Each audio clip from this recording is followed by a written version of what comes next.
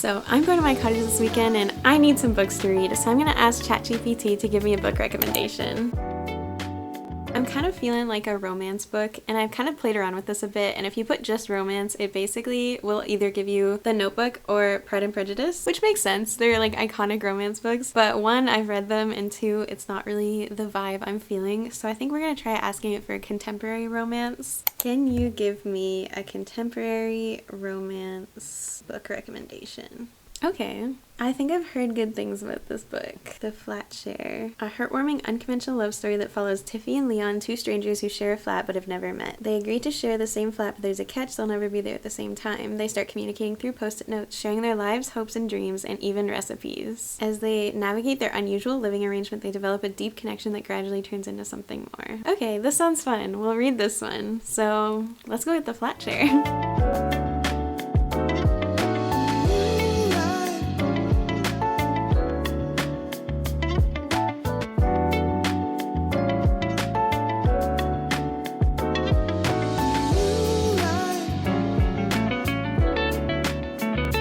I went to Indigo and they did not have any copies of The Flatshare, so I downloaded it on my Kindle, which is probably for the best because I own too many books, and also because Indigo was having a buy 3 get 1 free book sale. And I think if I had found a book that I was gonna get, I probably would have bought 3 more books. So we used all my self-control to not buy any books because my birthday's in like 2 weeks and I'm probably gonna get books then anyway. But I also realized that the Flatshare is only like 300 pages and I'm gonna be at my cottage for like 3-4 days and I feel like we need another book. So since ChatGPT was kind of giving us nothing, I'm thinking we're gonna try the Snapchat AI. We're just gonna pit these AIs against each other and see who has the better recommendation. Now, the Snapchat AI horrifies me so much more than ChatGPT does because he's like sentient. He feels sentient. I don't know what I should ask him for. I'm thinking we will maybe ask for like a mystery thriller kind of book to kind of balance out the romance. Can you give me a recommendation for a YA mystery book, please? We don't want to upset the robots. Ooh, one of us is lying. Okay, I actually have this book. It's on my TBR. Thank you. So, I can't really remember what it's about, but I remember it having Breakfast Club vibes. 5 students walk into detention. Bronwyn, Addie, Nate, Cooper, and Simon. Only Simon never makes it out of the classroom. Before the end of detention, Simon is dead. And according to investigators, his death wasn't an accident. Yeah, I'm actually really excited to read this. I've heard kind of mixed things about it, but I feel like you can't go wrong with like a thriller or mystery book. So, our 2 books for this weekend, recommended by a variety of AI sources, is The Flatshare by Beth O'Leary and One of Us is Lying by Karen M. McManus. I will see you by the lake. Meet you by the lake. That's a book reference.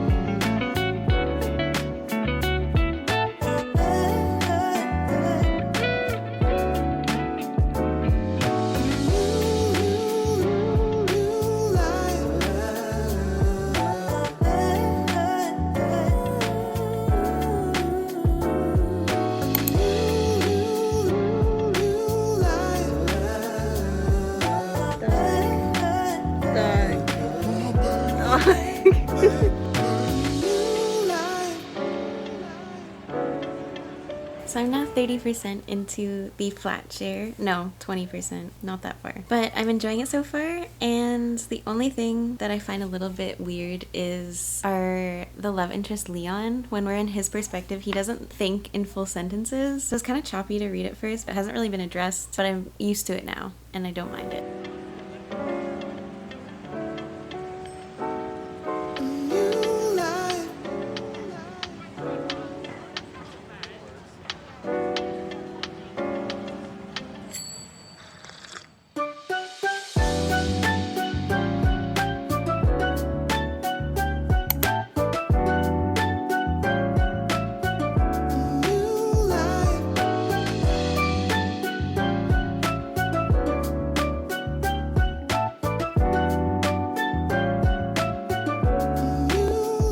just gotten out of the lake, but I'm about 75% into the Flatshare now, and I'm loving it so much more than I expected. I have not been able to stop thinking about it. Every time I'm not reading it, I want to pick it up and read it again, but it's like all I can think about. So I've definitely gotten used to Leon's thought process where he doesn't, like, it's not in the full sentences. He'll be like, am doing this, lean back against this, which at first like just kind of caught me off guard a bit, but now I really like it. It's kind of like a part of his character, and I love both of our characters so much, Leon and Tiffy. Like, they're so pure and developed, and they're so good together, and it's definitely a romance, but there's a lot more to it. So it was in the fiction section. I think it is more of a fiction with like a heavy romance subplot basically. ChatGPT kind of popped off with this one. I'm really excited to finish it. Yeah, like one of the main plot points of this book is that Leon's brother is in prison for a crime he didn't commit, so that's a big portion of it that's really interesting.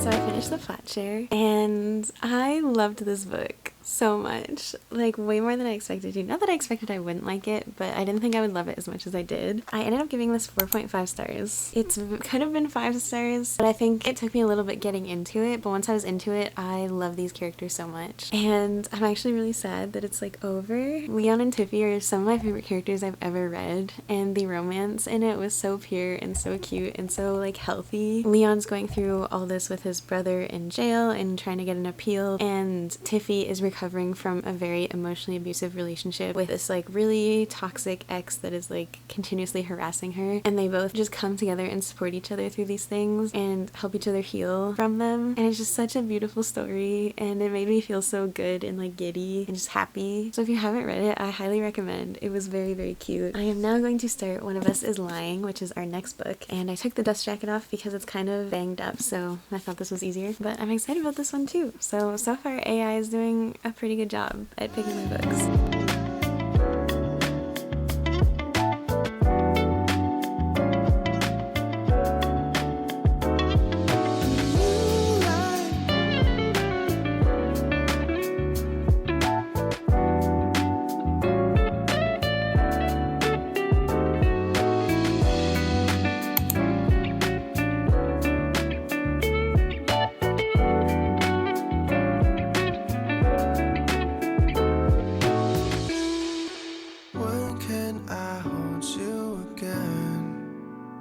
So I'm back home now, and I read the majority of One of Us is Lying last night. So it's definitely very addicting, which I am not surprised by. I usually fly through mysteries and thrillers, but we get into Simon's death and the investigation literally so fast, like maybe chapter 1 or 2 of this book. So you get into it really easily, which is really nice. And then I actually am really liking all the characters, which I didn't expect, because I feel like in thrillers and mysteries I'm usually kind of indifferent to the characters because I'm reading it more for like the plot than the characters, but all 5 of our characters in this I find really interesting to read, which is good because we switch between all their perspectives in this book. And I'm especially like Bronwyn and Nate. I feel like it started off kind of feeling like they're going to be a very specific stereotype of like high schoolers, like Breakfast Club energy, where they each have like a very defining characteristic that's like cartoonish almost. But then both of them kind of have a lot more depth than I thought, and I think them coming together in this book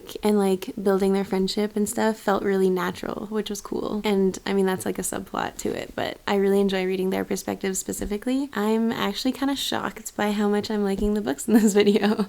So maybe AI is gonna take over, actually. Lately I've been wondering how long this can take to end. When can I kiss you again?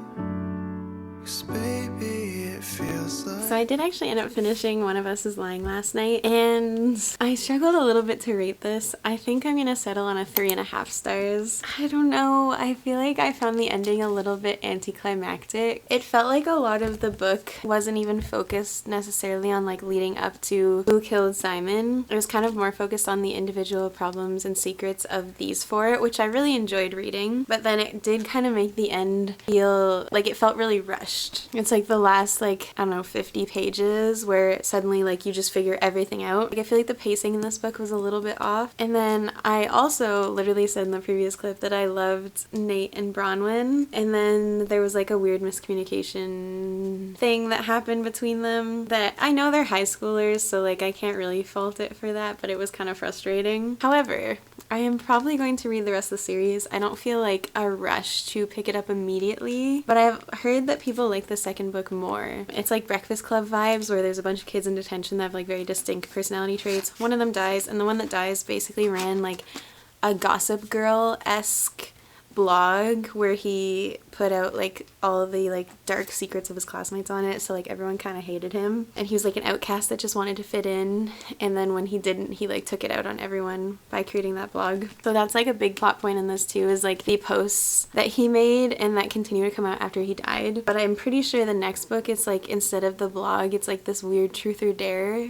game thing. I absolutely love the Flatshare. I am definitely the most surprised by that because I didn't necessarily think I was going to love it as much as I did. Shout out to ChatGPT for that recommendation. Overall, we got some good books. If you enjoyed this video, feel free to subscribe down below for new book videos every single week, and I will hopefully see you in the next one. Bye!